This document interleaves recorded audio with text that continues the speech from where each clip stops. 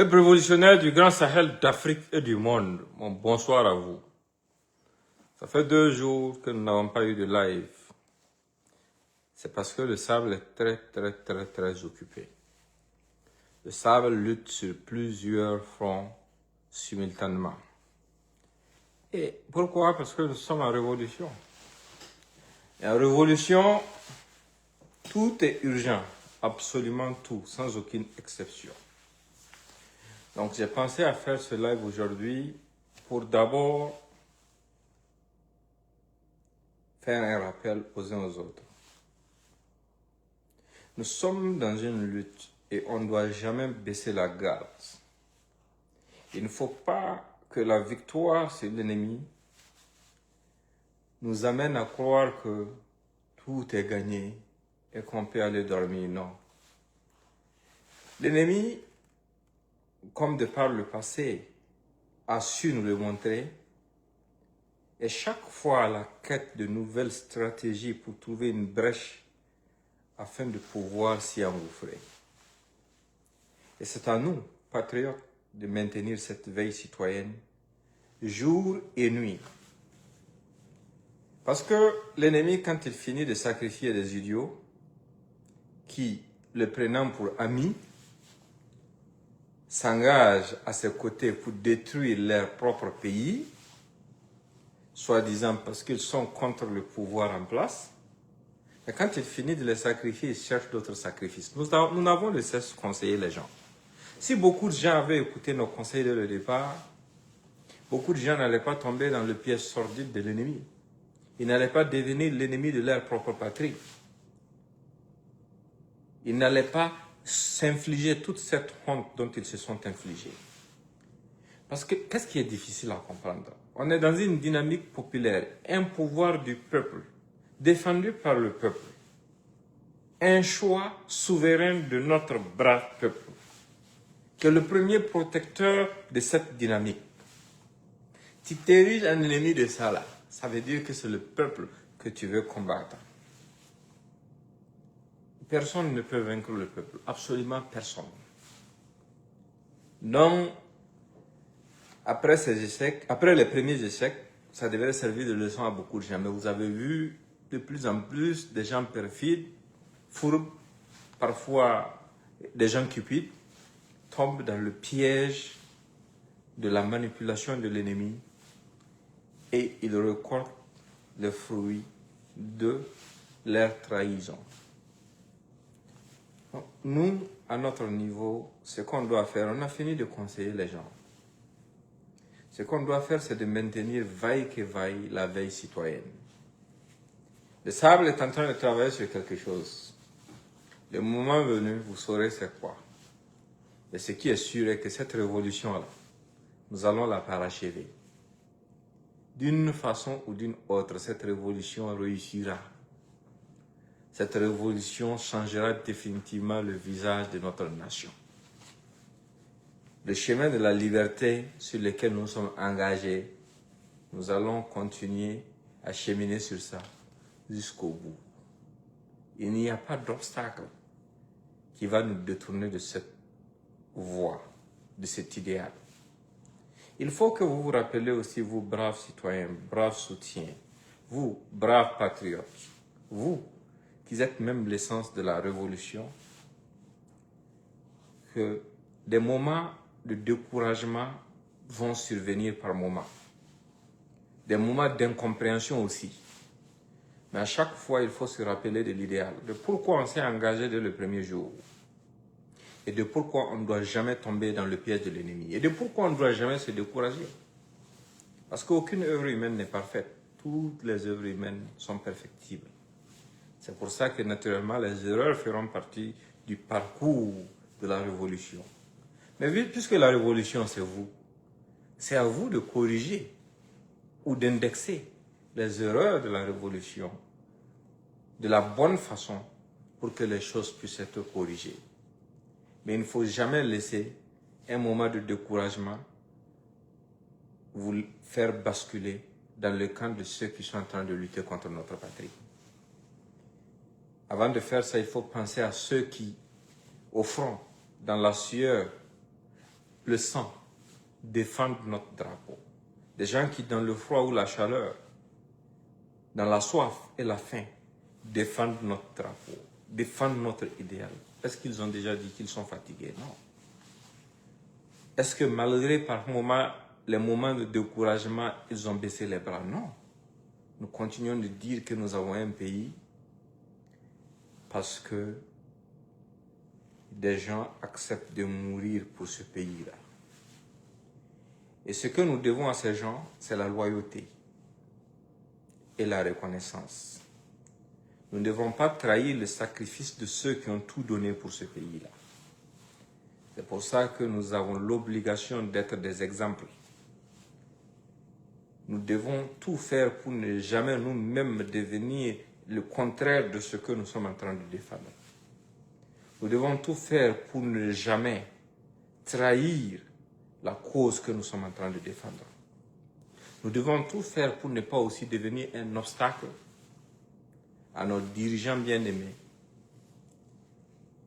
Et nous devons tout faire pour être ceux qui doivent veiller jour et nuit pour leur faciliter la tâche. C'est indispensable. Prenez ces paroles très au sérieux et partagez le message au maximum pendant que vous êtes encore en ligne. Parce que nous avons besoin d'une veille permanente.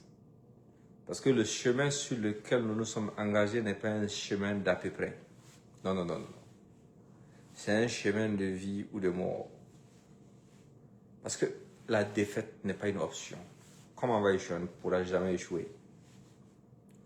Parce que nous sommes avant tout le peuple des hommes intègres quand même. Nous sommes la patrie des hommes intègres. Nous sommes la patrie de Sankara. Nous sommes la patrie qui ne peut pas échouer. Parce que nous avons une jeunesse et un peuple intrinsèquement révolutionnaire. Nous avons une armée intrinsèquement révolutionnaire.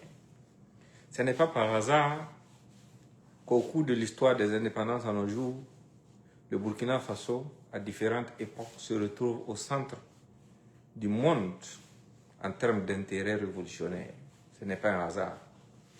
C'est parce que c'est la terre des braves. Les exceptions, ça ne manque pas, les traîtres, ça existe partout.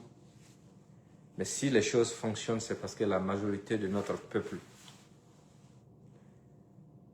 la majorité de notre peuple est révolutionnaire dans l'âme. Ça, nous sommes nés avec. On ne l'a pas appris. Et on doit poursuivre le combat dans ce sens. C'était le message que j'avais pour vous aujourd'hui.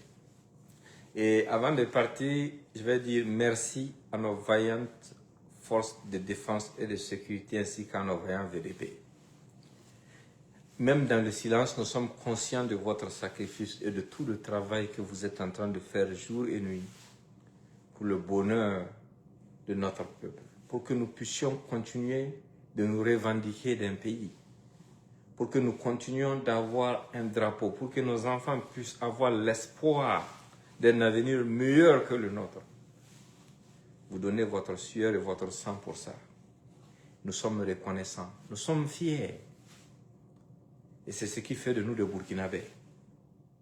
Parce que ça montre qu'à chaque fois que des lâches, des bandits, des gens sans perspective se coalisent pour venir s'en prendre à nos populations, il y aura toujours des dignes fils et filles de notre patrie qui seront aussi suffisamment courageux pour aller donner leur vie pour les stopper.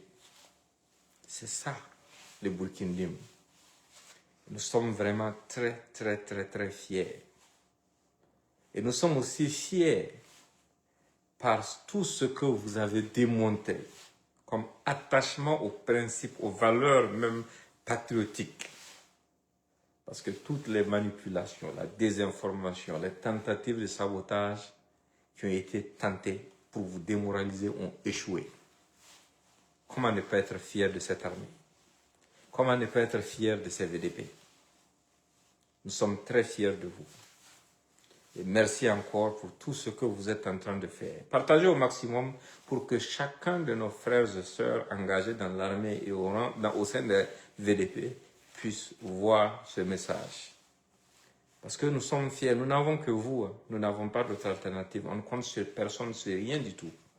On ne compte sur aucune autre nation, on compte juste sur vous pour maintenir ce pays-là sur pied. Et vous le faites de façon honorable et nous sommes vraiment fiers. Et tant que vous allez souder les rangs, vos rangs seront impénétrables. La division que les apatrides et les enfants perdus de la République essaient à chaque fois d'instaurer, c'est au bénéfice de l'ennemi. Parce que votre division, ça va fragiliser les choses et permettre à l'ennemi de trouver des brèches et par la même occasion, fragiliser le pays dans son ensemble.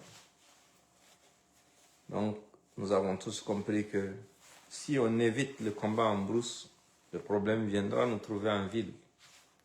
C'est pour ça que vous affrontez dignement la situation avec fierté en brousse. Et nous sommes fiers de vous. Nous sommes vraiment fiers. Je ne sais vraiment pas comment exprimer ma fierté et la fierté de notre peuple. Voilà. Parce que vous êtes l'émanation de ce peuple. Avant de faire, partager, je vais faire un rebondissement, une petite analyse sur ce qui s'est passé au Niger. J'ai suivi un peu les réactions suite à l'attaque terroriste contre l'aéroport de Niamey. Mais j'ai remarqué que les gens n'ont pas rebondi sur quelque chose de très capital. 4 jours avant l'attaque terroriste, un des enfants perdus de la République, un des terroristes soi-disant défenseurs de Bazoum, qui doit être entre la Côte d'Ivoire et la France, a fait une publication pour annoncer que Niamey vivait dans une paranoïa sécuritaire et que les services de renseignement avaient réuni les responsables sécuritaires de l'aéroport pour les mettre en garde sur la probabilité d'une attaque sur l'aéroport. 4 jours avant l'attaque qu'il a publié. Les gens n'ont pas vu la gravité de la chose. Ça nous amène à interpeller certains aussi de nos frères au Niger. Nous avons de par le passé souffert de ça dans nos pays, dans notre pays, au Burkina Faso surtout. Mais aujourd'hui, c'est la même situation qui est arrivée là-bas. Soit cet enfant perdu de la République était en contact direct avec les terroristes, soit il était en contact avec quelqu'un qui a assisté à l'une des rencontres sensibles.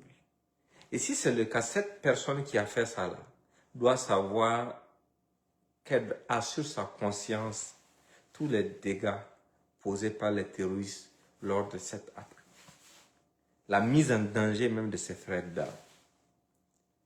Parce que où est l'utilité de partager ce genre d'informations avec des gens qui sont hors du circuit militaire? Et peut-être même que le message qu'il a publié 4 jours avant l'attaque était un message destiné aux terroristes pour leur dire que Niamey a découvert votre plan, changez et passez à l'action au plus vite possible. Il faut qu'on comprenne quelque chose. Il n'y a pas d'amour pour quelqu'un ou pour un parti politique ou un politicien qui doit nous amener à trahir notre pays ou bien à divulguer des informations sensibles qui concernent la sécurité nationale. Les mettre à la disposition d'apatrides qui travaillent avec les terroristes et contre notre pays. Ça, c'est le summum même de la trahison. C'est une haute trahison. C'est une très très haute trahison. Non, il faut que les uns et les autres comprennent que ceux qui sont en train d'aboyer à gauche et à droite, que ce soit les enfants perdus de la République du Mali, du Niger ou du Burkina qui sont là en train d'aboyer de loin, ils ne sont pas en train de lutter pour une quelconque démocratie. Ils ne sont pas en train de lutter pour un quelconque retour de la paix. Non, ils sont en train de lutter pour notre asservissement. Donc comprenez ça très bien. Que Dieu protège nos nations, partagez le message et portez-vous bien. Merci.